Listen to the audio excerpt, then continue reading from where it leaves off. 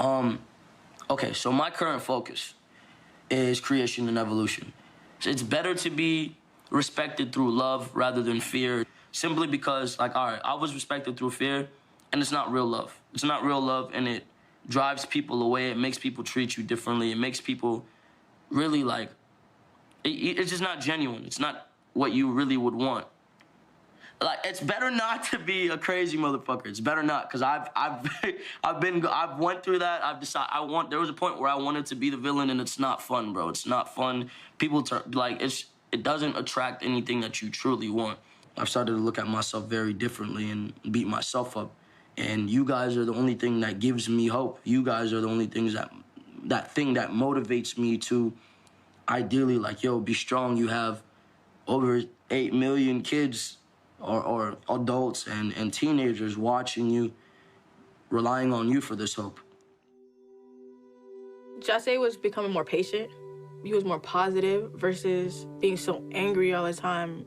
You can reason with him because he was able to reason with himself. When a nigga would just usually freak out and trip out, you would see him go into a corner and do breathing exercises, you feel me? Keep his eyes closed, meditate, even if it's for like a little 10 minutes, then come back and address the situation.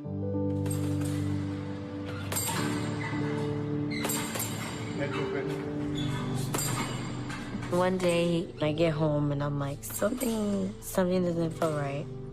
Literally the next day, I took a pregnancy test. And sure enough, I find out that I'm pregnant.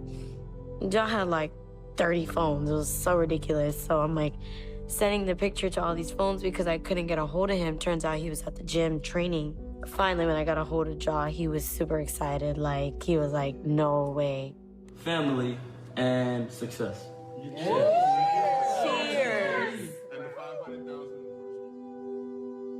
I almost felt like he knew how to relate to kids more than he did other people. And he saw this emotional phenomenon in children, that they were pure and unable to judge and unable to have hatred in their heart. And he loved that so much that the idea of having a kid of his own and being able to instill this sense of acceptance and lovingness and positivity within this kid would have been his proudest moment.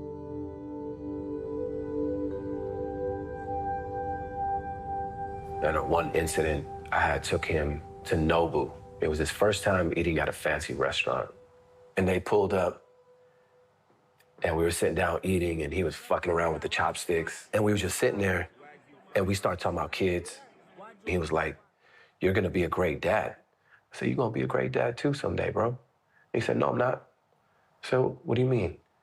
And he just looked me dead in the eye, and he was like, "I'm not gonna make it past 21. And then just went right back to fucking with the chopsticks. Like he hadn't said a thing. He always spoke about death and was fascinated with it, I think, since he was about 15. It's almost as if he was preparing me that he wasn't gonna be here.